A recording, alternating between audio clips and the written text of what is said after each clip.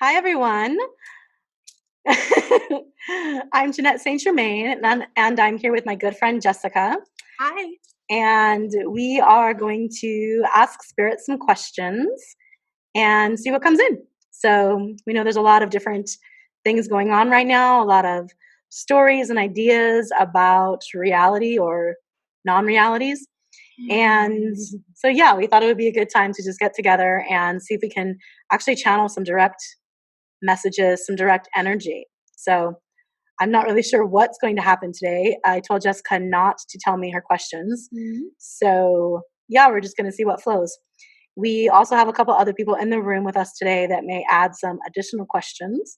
So let's get started. I'm going to go ahead and move into a channel where I'm opening a channel of pure love consciousness to the angelic realms, as well as to the heart of creation, to a creator being energy that I know as Sophia. So I'm not really sure what all is going to come in first, depending on the question. But yeah, we're going to probably work with Sophia first and then move things around. Sound good? Sounds good. So if you saw the last video, Sophia was who she brought through as well, and she did not know the answers or the questions that I was going to ask during that one either. So last time we focused a little bit on Ascension and got into some elemental stuff. Now I think we're going to focus on some histories, but also what's going on in the world right now. So histories of the universe and maybe some answers about the pandemic that's moving through the globe right now. I have been intuitively receiving a lot of different messages and visions and scenes of different things, and I really haven't said a lot publicly because things are shifting and changing all the time. And I really believe that as long as we're holding a consciousness of unconditional love, that we will move through this in a really graceful, beautiful way. So we'll see if anything comes up about that, but that's not our focus. So, sound good? Sounds good. Okay. We'll see what happens. All right. All right.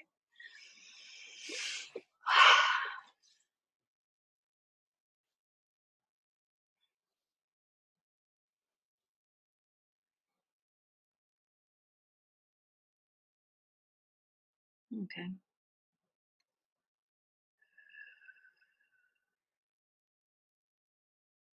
And I'm asking to be a clear, pure channel, and that all messages that flow forth serve our best and highest good in each now moment, individually and collectively.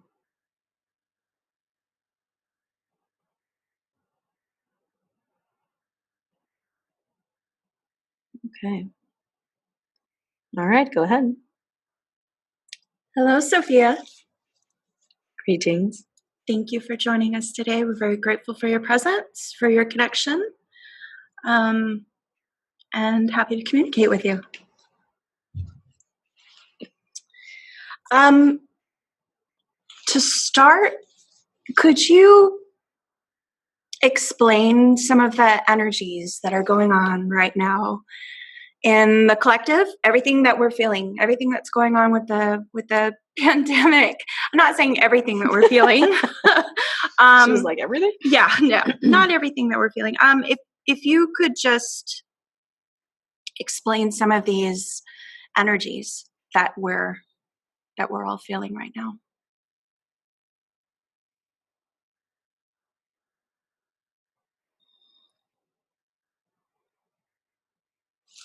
The shifts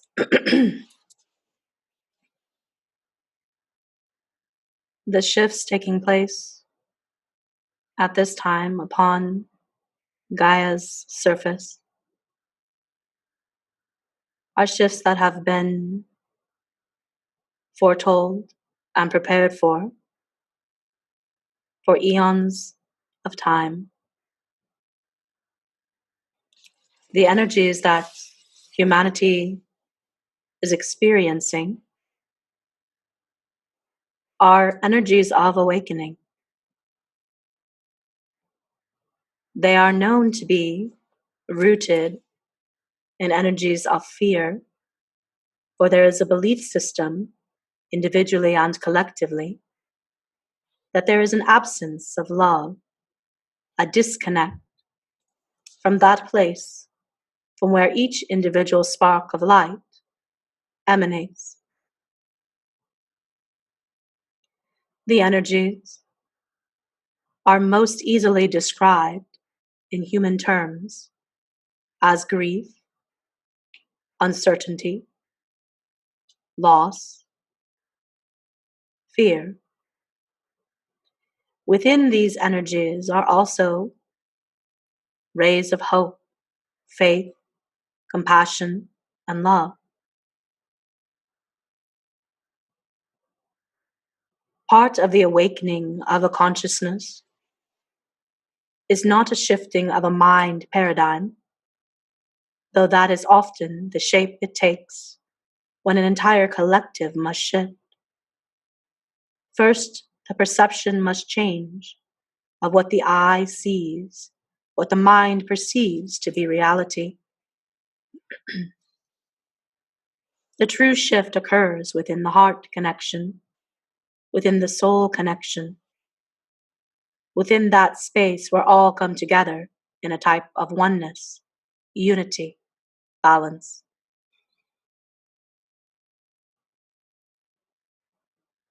So while there may seem to be various layers, plans, so-called agendas at play,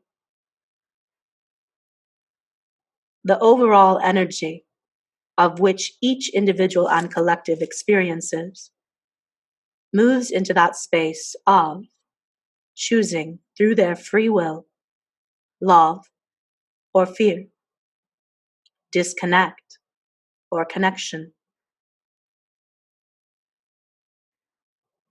Does this make sense?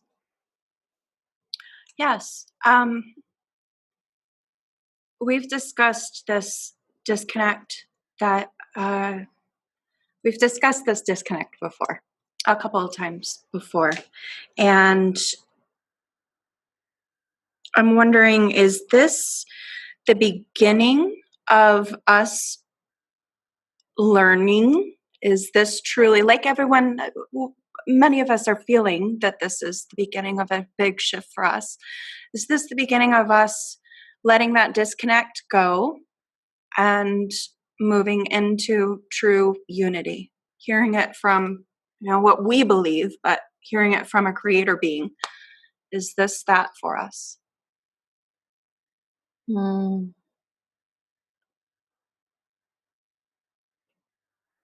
shift that you speak of has been happening. It has been happening since the very beginning and will continue to do so, for there is no beginning or end. This is from the perspective of creation. From the perspective of the earth plane, we can speak to a shift of human consciousness. We can speak to a shift of planetary evolution. The earth herself has chosen to shift in frequency, to shift in density, and to welcome additional waves of light that your scientific instruments are not even aware of as of yet. This is also occurring with every plant, animal, and human being. Life flows where there is light, where there is expansion and opening to a greater evolution, an expansion of what came before into what inevitably flows next. From the scope of your perspective, the shift of that which you speak of or question has been coming through in small droplets and is now becoming a tidal wave, a tsunami.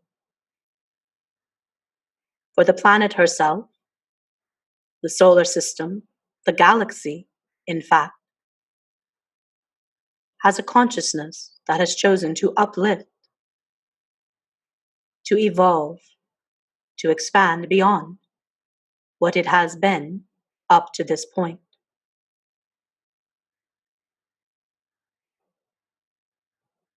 What is unique about the shift that you experience on this Earth planet at this time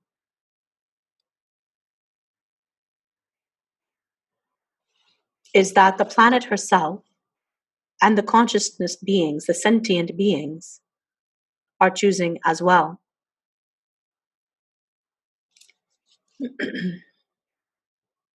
In other experiences, planets have chosen, or individual beings have chosen, to shift, to move into their greater awareness of who they are.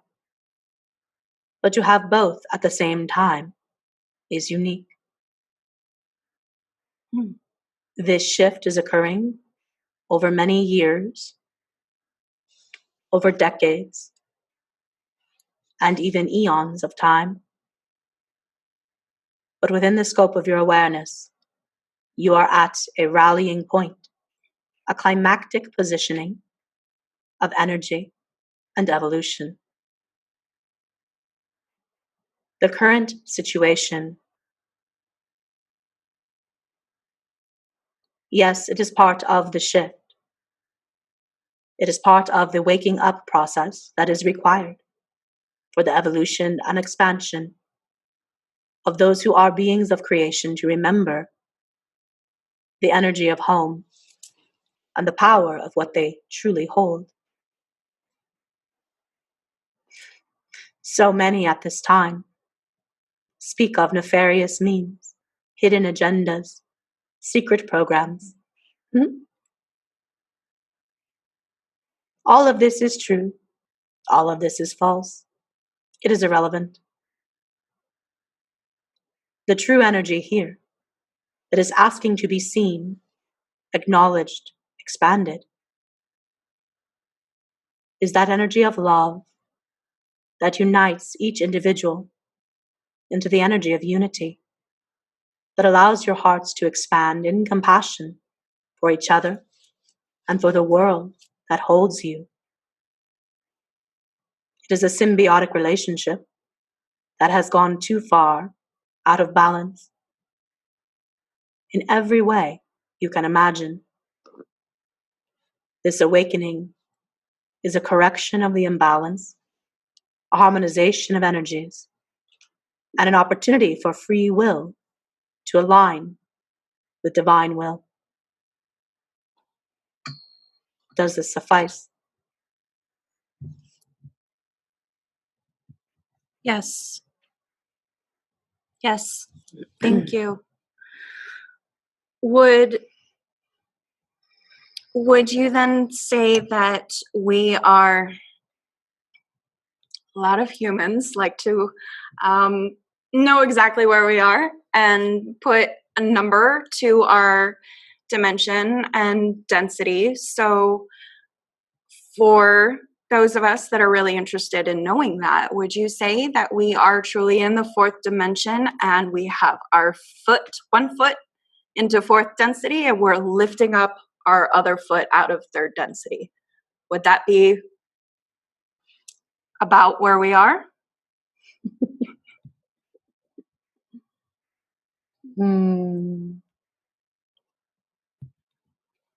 I shall let another energy of the collective consciousness that we are all connected to speak to this in a moment. For the perspective of creation, density, dimensionality, these segments of so-called reality do not apply. Please know this, as those of you that are even aware of frequency, dimension, resonance, non-resonance. Please know that at your core is the divine spark, the life force that fuels you, all that you are, all that you do. This divine spark It is not contained within a specific dimension or channel of light or dark. It is simply divine and shall flow whichever way the essence of the Spirit moves it. There are so many levels of separation and individualization that move through the dimensionalities.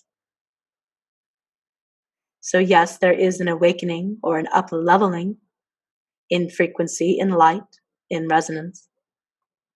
But at your core, each individual and collective consciousness has the ability at any time to return to the highest frequencies of source creation within them in each moment.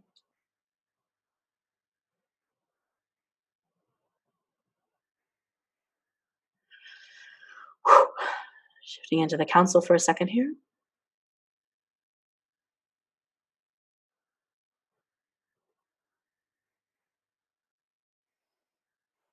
Being with the 12th dimensional council of Light, Akathor.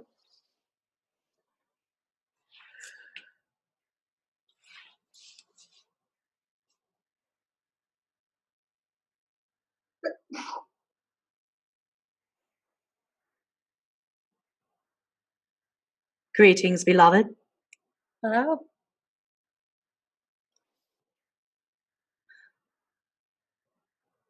We are overjoyed in this moment.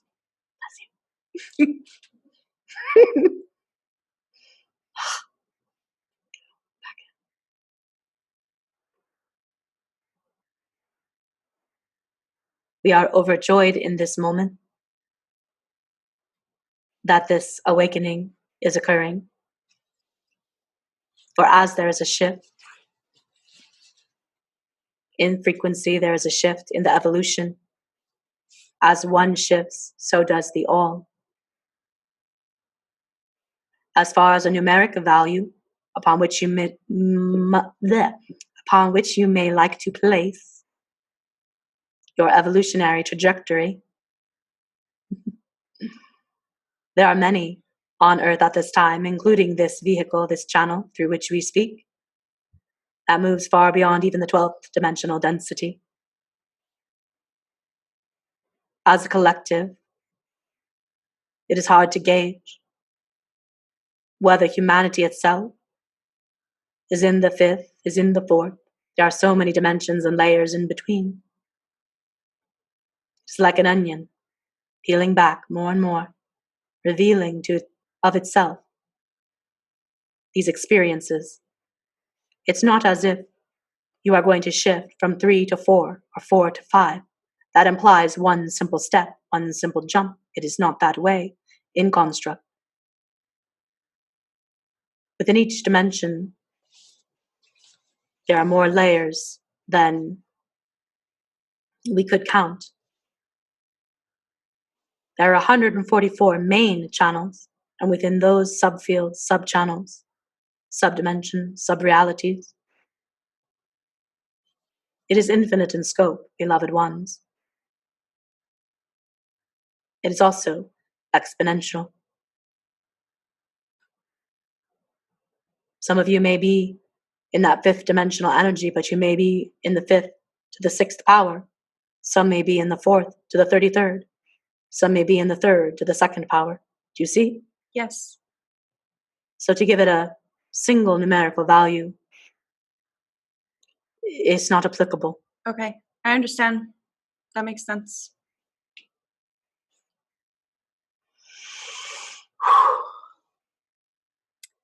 Back up to Sophia.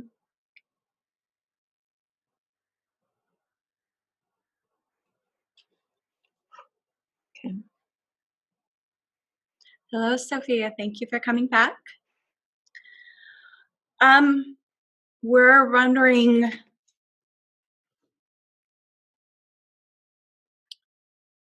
with this awakening, we're going to be learning a lot more about our true history of the human race. There's a lot that we don't know. And we would like for you to maybe shed some light on a little bit of our history. I know that's so vast. If there is just one thing that you think would serve our best good to know at this moment, then that's what we'll ask for.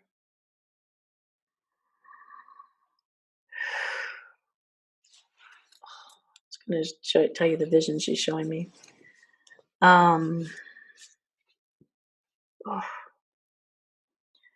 She's getting very emotional is not the word. Like,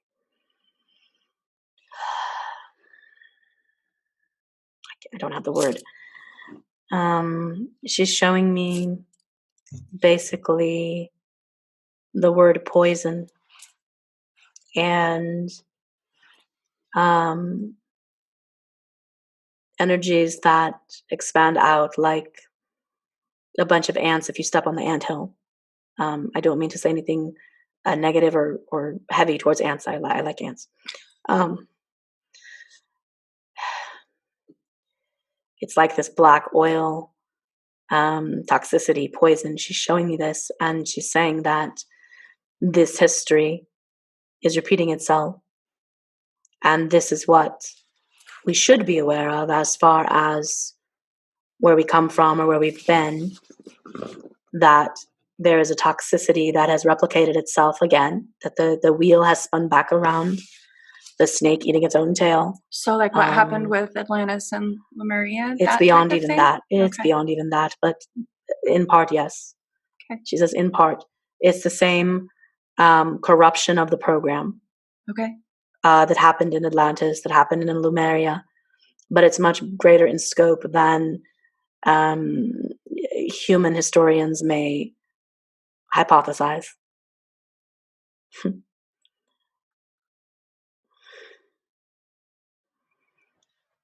I don't know how to say everything she's showing me.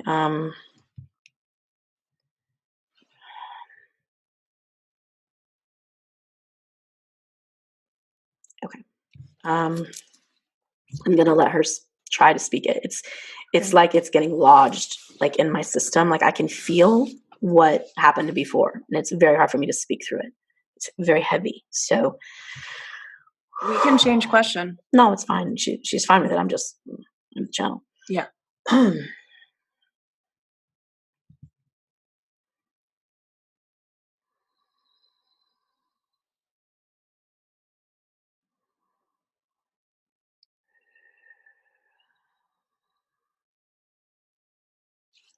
The most important thing for humanity to know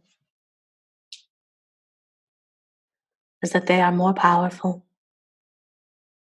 than they realize. Whatever distractions, illusions, infiltrations, and toxicity may appear inside and out, human beings have the divine within them and have the ability to shift, to cleanse, to reset to that which is true, to the original spark that holds the truth from where they came, from where they return to, should they choose it. There is a kind of plague, for lack of a better word, that cycles through different universes, different creations. And this kind of energy takes form through cycles of time that are counted on the calendars of beings such as men. This energy has been around for a very long time, more ancient even than the age of Gaia herself. This energy seeks to create a disruption to the original energy of love, the original energy of unity that is the intention of the construct of this universe.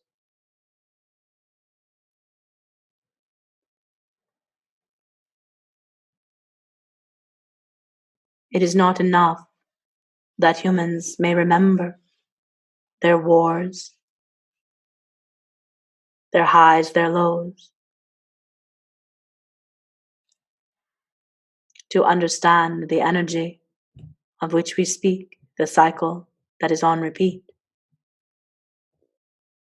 One must go to the very core of their being and choose a different pathway now.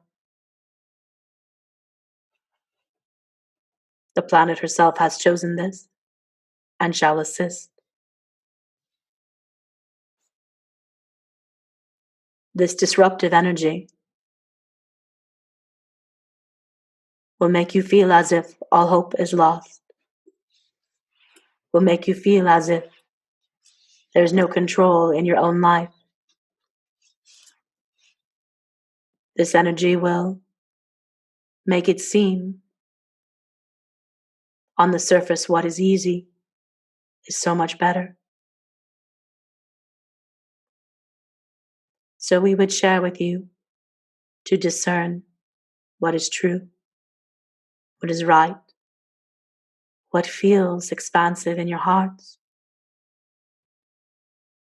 and question what seems comfortable, safe in the mind.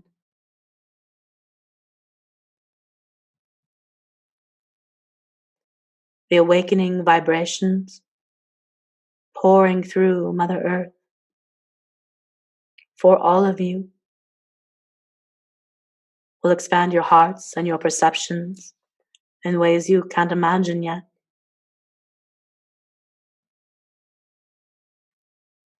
But they will not feel comfortable or safe, for it is a complete transformation that is required to restore balance, to restore truth now. Humanity has bought into the belief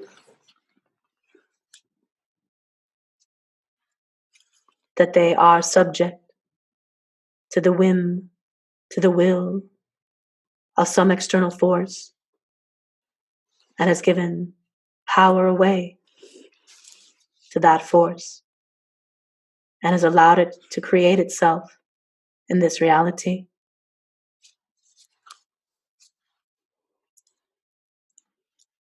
And now it is asked to take your power back, to rise in love and faith in your humanity. For to be human is to be divine.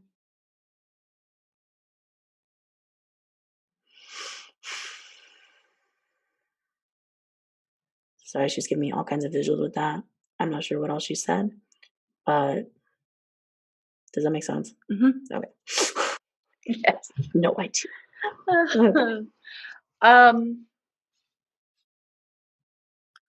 How old is the human race?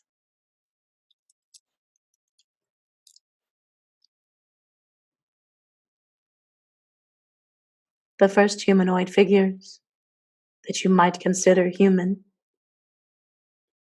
date back within human counting range about 300,000 years. There are those before that where the range goes back 2 to 3 million. The original seeding of the earth of humanoid consciousness. 2 to 3 million years for the original seeding of a humanoid consciousness on Earth. And with that seeding, how many times as our history has gone along, how many times have we been reseeded?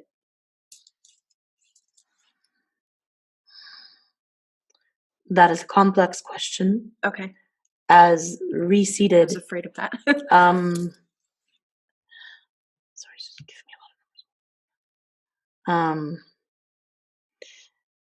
of she's showing me pockets of star clusters bursting in light, and she's showing the Pleiadian very strongly, and she's showing Lyra, Vega, twin sisters, that energy, or the seven sisters, sorry.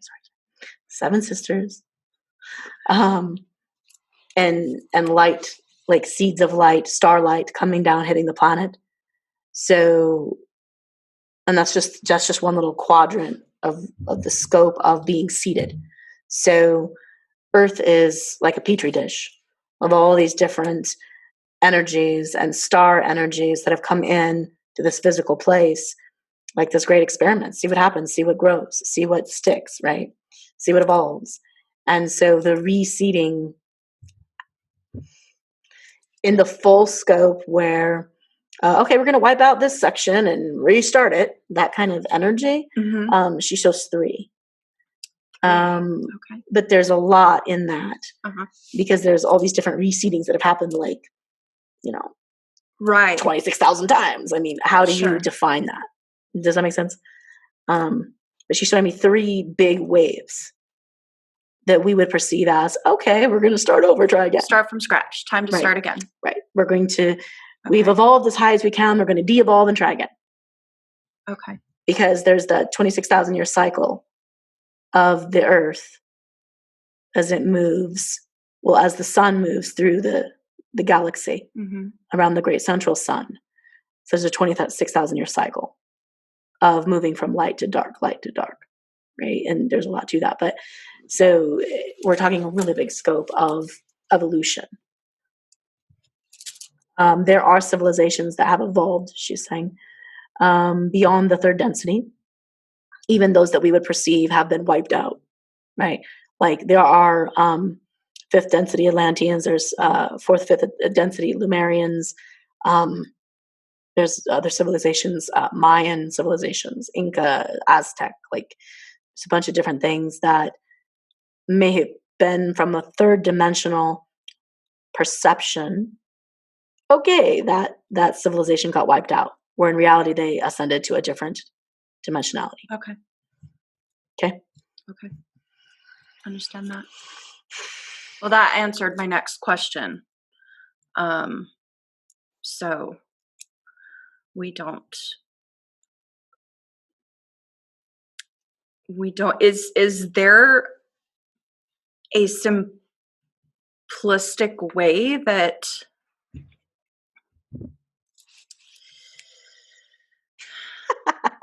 she's singing love, love, love, love, love. Okay, that's the simplest answer I can give you.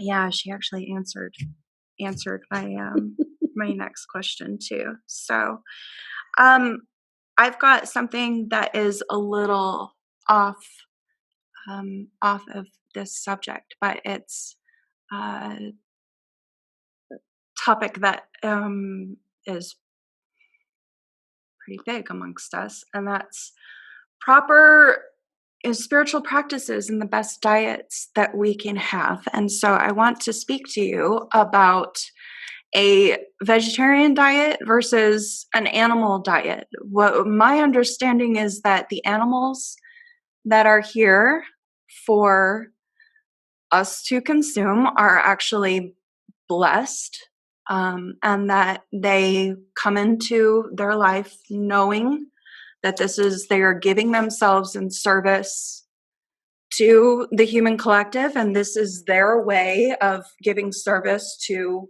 ascend themselves. Is that a good way of putting it? Or is, so many people think it's wrong to eat meat, others say no, it's not. The animals know what they're doing. So can you add to that?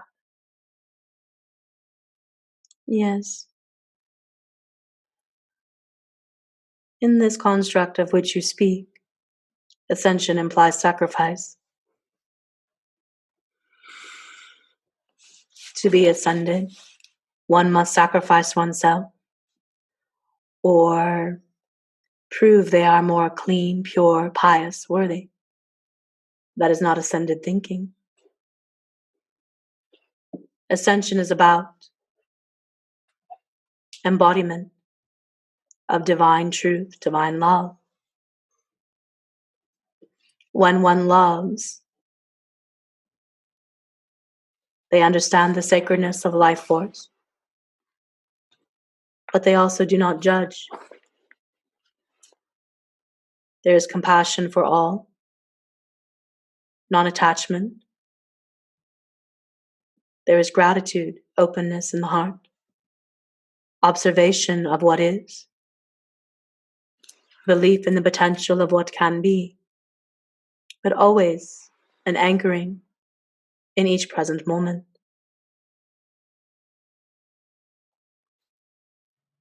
Some of the physical vessels of those on a highly rigorous spiritual path at certain times may require physical needs to be met. That may require the consumption of meat, at other times fasting, at other times simply water or herbs or plant matter. While there is a collective ascension happening, there is not a collective recipe for how it should or should not be done. It is not about what is right or wrong. It is about what is right in each moment, in the resonance and the expansion of love. If one is truly ascending, they do not judge those who eat meat, and they do not judge those who eat plant. There is truth to the belief that each being, human, animal, plant, has a say in their fate, in the role their mortality plays, in assisting the collective and the greater good. Yes, there is that. But a cow choosing to sacrifice itself to feed the bellies of humans does not mean it is ascending. It just means it has chosen that experience. Does this suffice? Yes. I guess I wasn't saying that they're sacrificing themselves to ascend, just that they're in the ascension with us. Yes. And They're all one. Yes. And as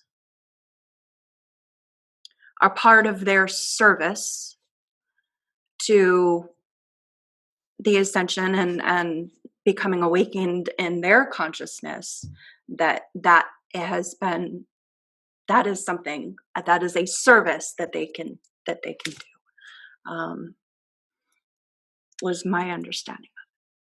Service implies that one is still separate, disconnected from the divine, somehow unworthy, and needing to prove oneself in order to ascend.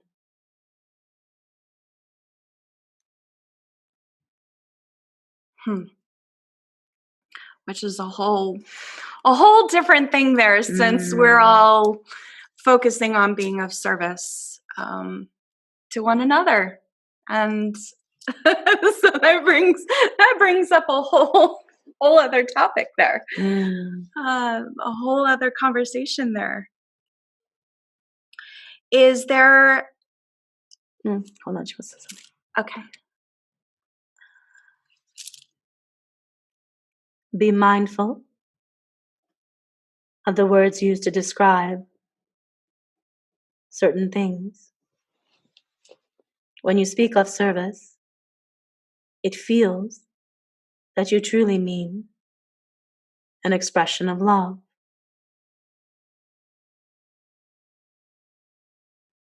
One does not give one's life in an act of service that shall create some reward system.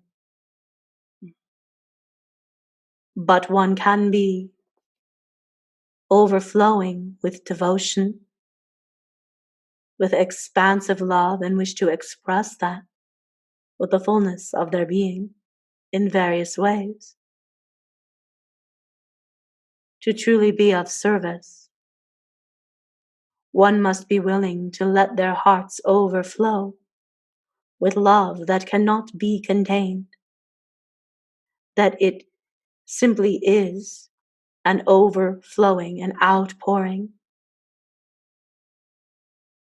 of such depth, of ecstasy to that communion with the divine that is within,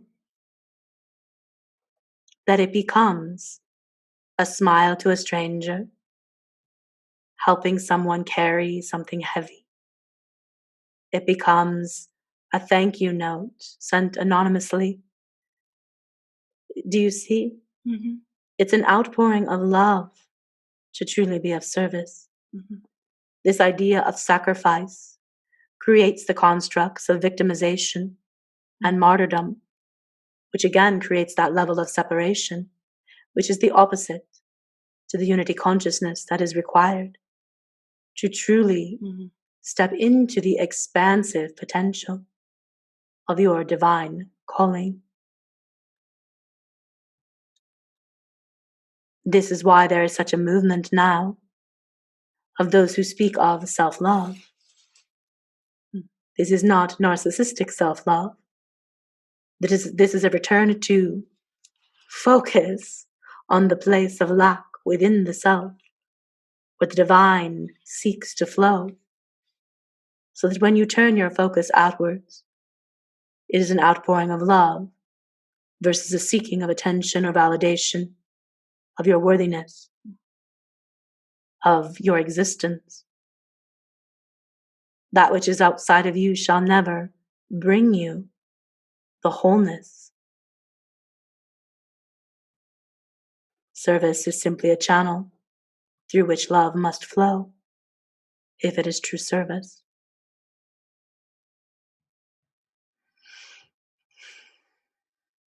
Yes.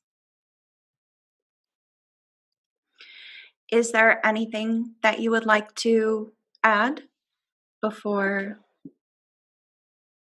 you depart us today? Not that you're departing us.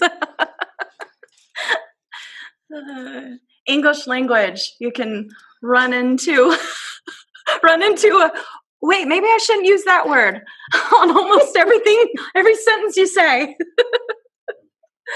Is there anything that you would like to add to wrap this up, Sophia?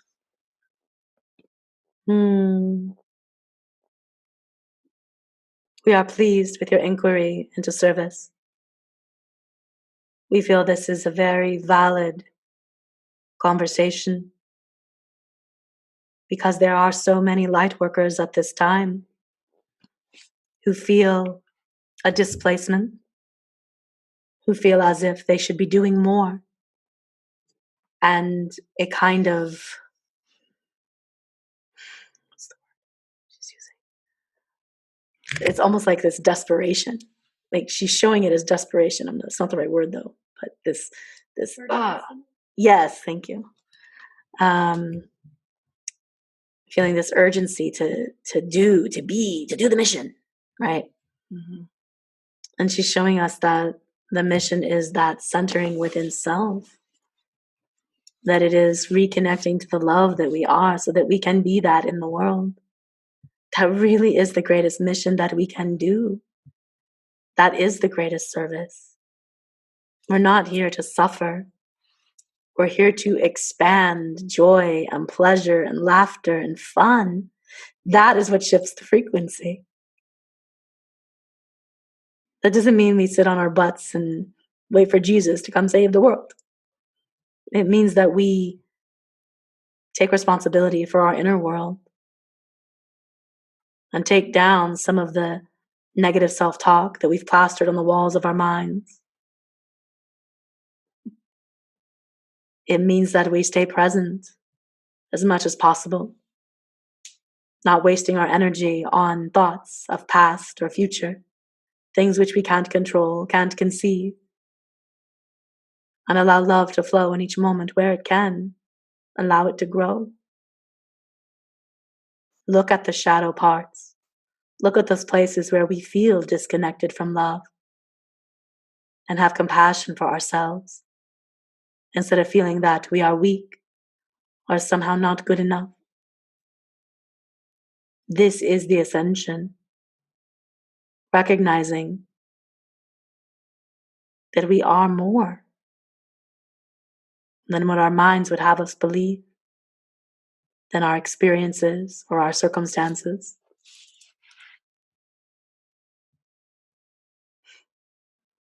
That is the game, the idea of the great forgetting is a great remembering, and then an embodiment of that remembrance of truth.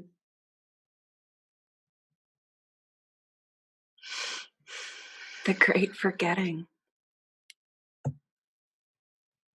I like that. We all came here for the great forgetting, only to experience the great remembering. There is much to this. Mm-hmm. But yes. So many layers. As one evolves, so does the all. So as one waits, so too does the entire creation. As one shifts and overflows back into light, back into love, back into remembrance, so too does the entire creation.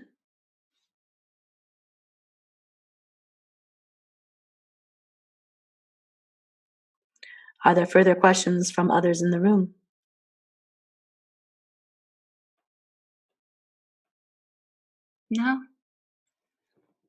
No. It looks like we're settled for now. I mean, there can be question after question after question. There are a lot of questions, of course. We could have conversation for eons. And we do. Yes.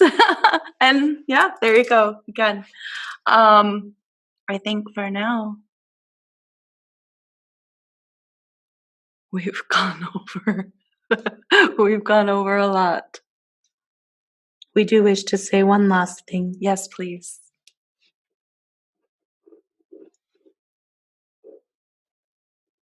It's all going to be okay.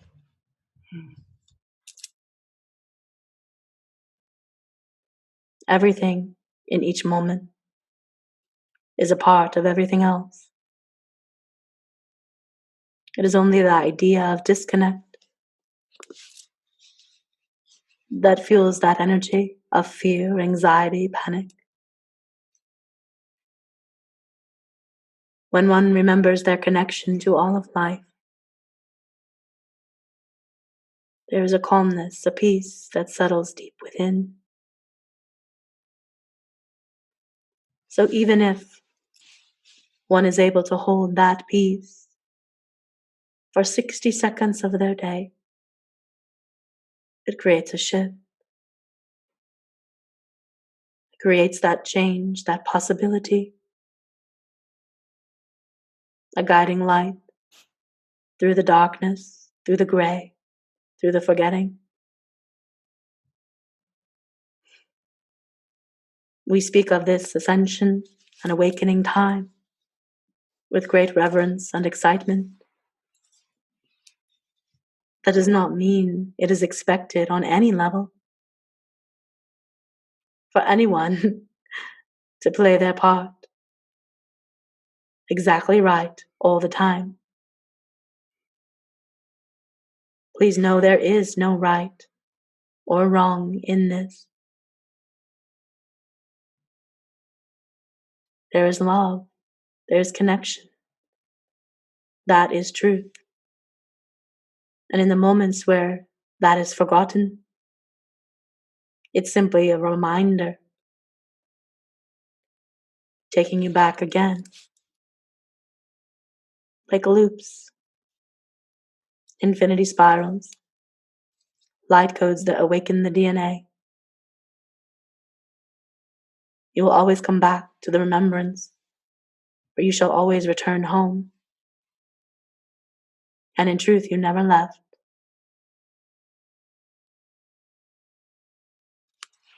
So we can say, even though to us there is no time, there is no wrong or right, good or bad, we can still say, from the perspective of the unfoldment of this evolutionary cycle, it's going to be okay. For it's already more than okay, and it always has been. Have the adventure, have the experience, have the disconnect where you need, knowing that when you are ready, home is within you, every step.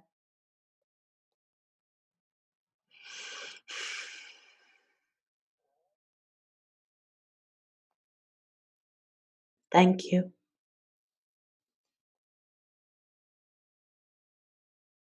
Thank you, Sophia. Thank you for bearing with me on my questions.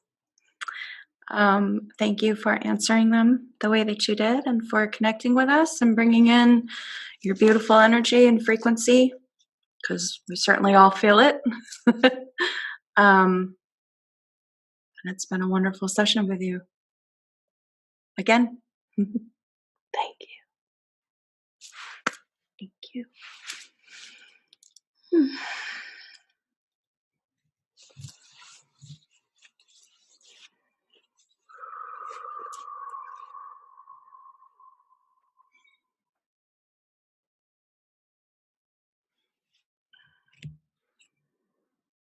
Oh my goodness. And welcome back.